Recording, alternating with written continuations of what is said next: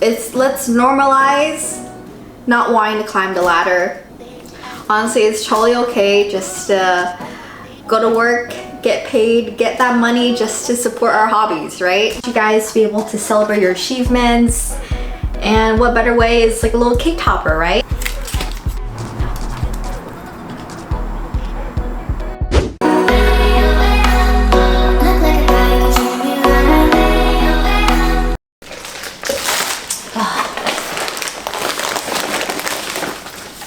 I have a late shift today, the ER late shift again, the dreaded one, but what's nice is that in the morning I can do whatever I want. So this morning I went early to the driving range and I got to hit some balls. That was really nice. That was my first time ever doing that, and on the way home stopped by Trader Joe's.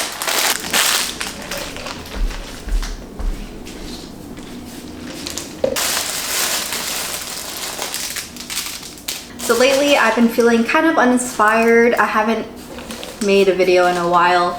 Been taking a slight break. I've just lately been really focusing on my hobbies and things that bring a lot of enjoyment to me. Video editing and filming was also part of my hobbies, but I've been really exploring other ones as well. Doing a lot of random things, like I started this weekly pottery class with my friends from college, and it's been really fun. Probably won't continue that. Pottery might not be for me. I'm not patient enough to center it. All of my stuff are lopsided, but you know, I'm having a lot of fun. Been doing a lot of arts and crafts. Did this textured art double date with our friends, and it was just really nice.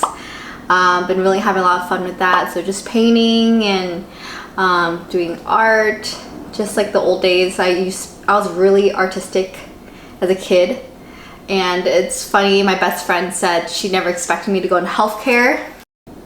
Honestly, it's totally okay just to go to work, get paid, get that money just to support our hobbies, right? So that's where I'm at right now.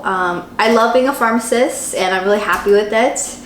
But at the end of the day, this job is to help fulfill my life in other ways financially. So financially support my hobbies and my aspirations, traveling, things like that. Like my whole life, I was always this go-getter, you know, let's climb to the top. You know, in high school, I needed to get into a really good college. So I was so type A, and I did almost every extracurricular imaginable.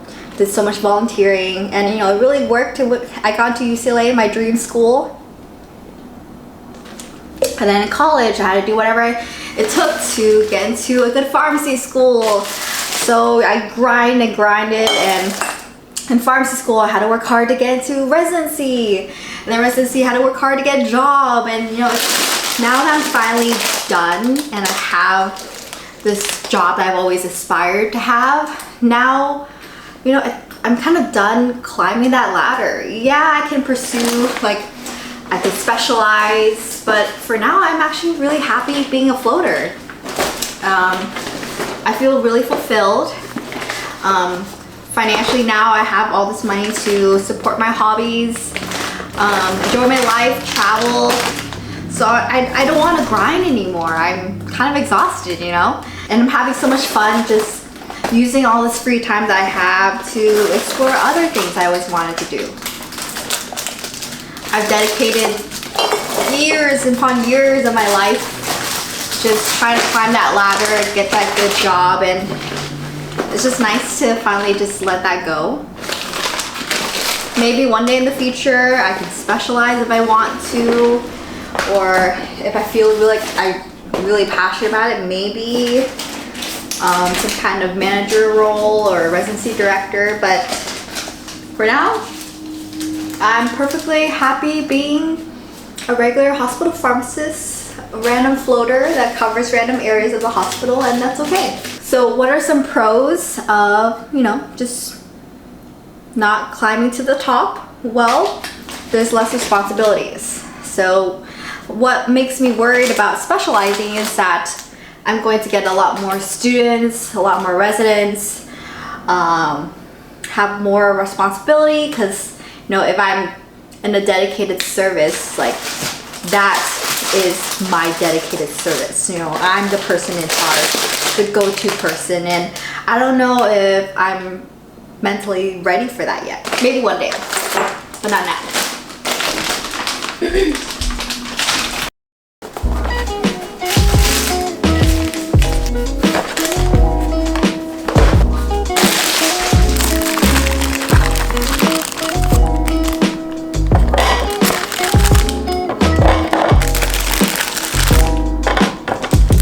I always like to have cucumbers ready at the house. I think it's just the Vietnamese in me. Let's add in the food.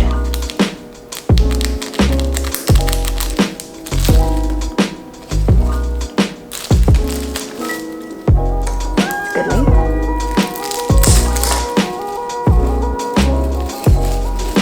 Cute. Oop. Spill a little plant food.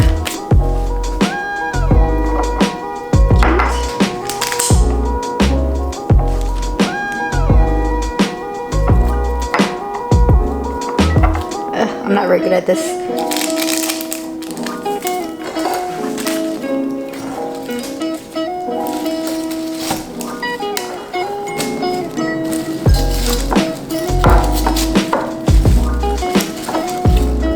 Oh, how cute.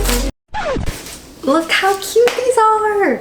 So I mentioned one of our hobbies we just started is textured art. This is what I made and this is what my boyfriend made. Amazing, right? Wow, what an artist. So good. I went with something more abstract than simple. But we really like the color scheme. We're just trying to figure out how to put it in our house. I think we might just do like shelving. And once we have shelves, we can, you know, put them on those shelves and I think they look a lot nicer than just putting it on the wall. It's the current state of my home office. Right now I have the desk, you know, facing away, so it's more private. I like this setup because I'm a very shy, private person, especially when I edit or do my social media stuff. That's why I purposely did it this way. But I found myself that I'm not really even editing in my office. I like to edit on the sofa downstairs in the living room, so why not just rearrange it back? The issue with this format is that when I do my makeup, if I'm facing this way, there's no sunlight. So the way I actually do my makeup is that I put my mirror here and I do my makeup that way. But it kind of defeats the whole purpose. I don't have much table space, so might as well just rearrange it this way. Ignore this dress. There's a lot of stains on it because I was doing laundry and I forgot a pen in my scrubs.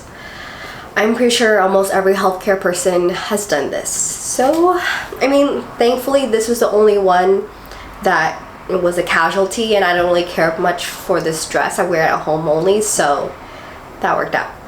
So before I continue cleaning up my office, let's go to the next question. Next question is, what are some common questions you get asked by doctors? Well, this can vary quite a lot. I get a lot of questions from doctors at work at my hospital. Common ones is, you know, if they're new medical residents, they're new to CPRS and the VA system and they don't know how to order things, so just how the heck do I order this? Second question, pretty common, is, you know, if they need help with dosing, you know, what dosing would you recommend? Do I need to adjust any of these meds? Does it look okay? Things like that. What's great about my hospital is that a lot of the doctors really look to pharmacy for help and they really lean on our clinical knowledge and appreciate our recs. Okay. Alright, how to tackle this, get this started.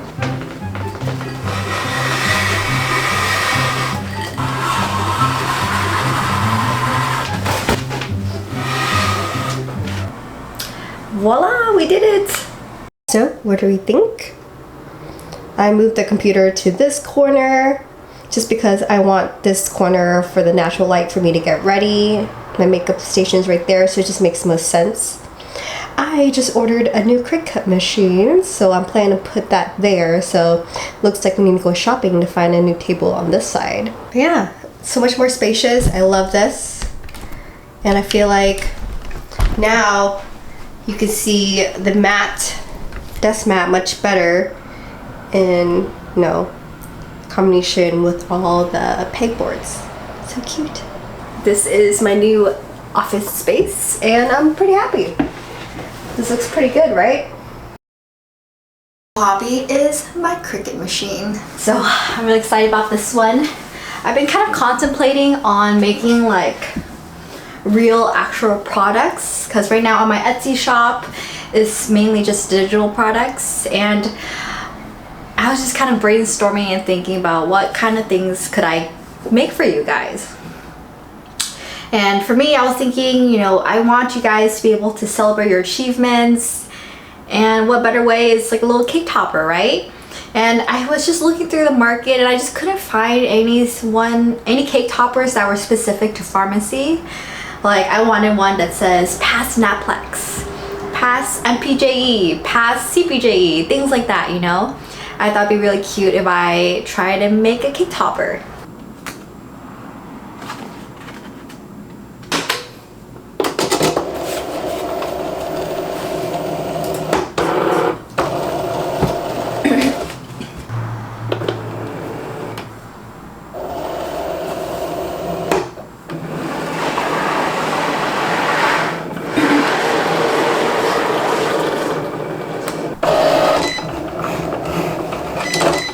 I love watching it cut. It's so cool. Yay! Oh, I'm so excited. So cute.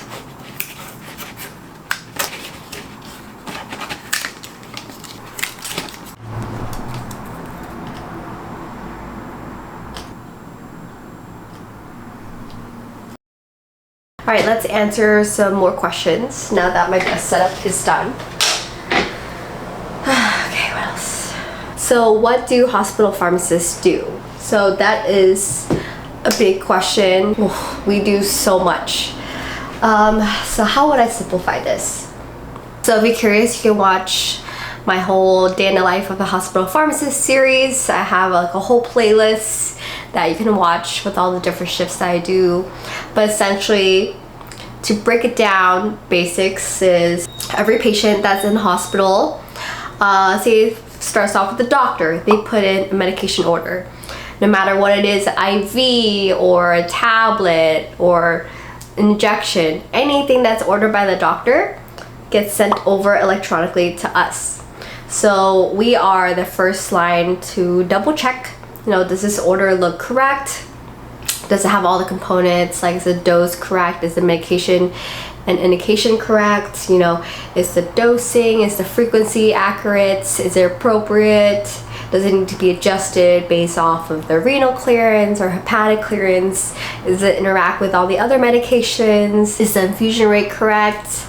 Things like that. So if everything looks good on our end, or if something needs to be corrected or verified with the doctor, we would reach out to them, back and forth, etc. And then we'll verify the order.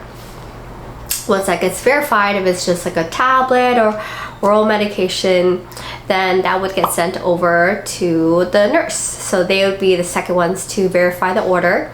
And oftentimes it could be sent electronically to the technician to go stock in the Omnicell, or if it's already stocked, then we're good. Or if it's like an infusion that needs to be made, I would print out the label. It would get sent over to our technician in the central pharmacy, and the central pharmacist and the technicians down there would manage that and have that compounded and sent out. So that's one of the things we do. We verify medication orders. Secondly, we complete consults. Say if a doctor wants a patient to get started on vancomycin. So that has historically been pharmacy led. So they would put in a consult that, patient X, they want patient X to be started on vancomycin for, let's say, MRSA pneumonia.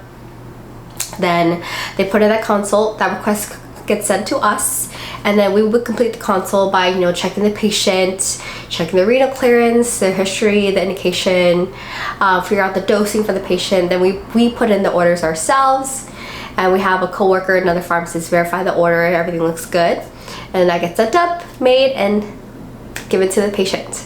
So there's a lot of different consults that pharmacy manages, and it's different per hospital, for every state. But for where I work, there's a lot of different pharmacy protocols that we manage. So in my hospital, we also manage heparin protocols. So we are the ones that dose the heparin and adjust the heparin based off of their labs, things like that. Another one is warfarin. Historically, has always been pharmacy led. I could just list them all here for you. There's a lot of different pharmacy protocols that we could manage. So depending on the hospital census or how sick the patients are in the hospital, our day could be really, really busy. Verify orders, doing consults. At my hospital, we also do discharge medication counseling. So if a patient's going home, we are the ones that coordinate with the doctors to do a medication reconciliation, cross-reference their medications, what they're on before and what changes were done. We double check with the doctors. We help them out a lot with that. And then we process the medications being filled by outpatient. And we deliver the medication and counsel the patient at bedside. So that's why I do it at my hospital, but not all hospital pharmacists do that. A lot of the things that are not measured is, answering nursing and doctor questions. We get a lot of phone calls or message on Teams about clinical questions that we help look up and help answer. And of course, if we're working the central pharmacy shift or if I'm working the oncology shift, I'll be checking the IV compounds to make sure that they were compounded correctly by the technician. And we would also be checking crash cards and checking OR trays, make sure those are filled by the technicians correctly. So pretty much everything that technicians do is overseen by the pharmacist, just to double check. And if I'm in the ER, then I'll be helping with a lot of additional stuff, like if there's any cold strokes in the ER, or certain pharmacists per month are assigned to code blue coverage. So if there's a code blue that goes off, then I would have to run, a report, go there, help compound medications at bedside for code blues, things like that.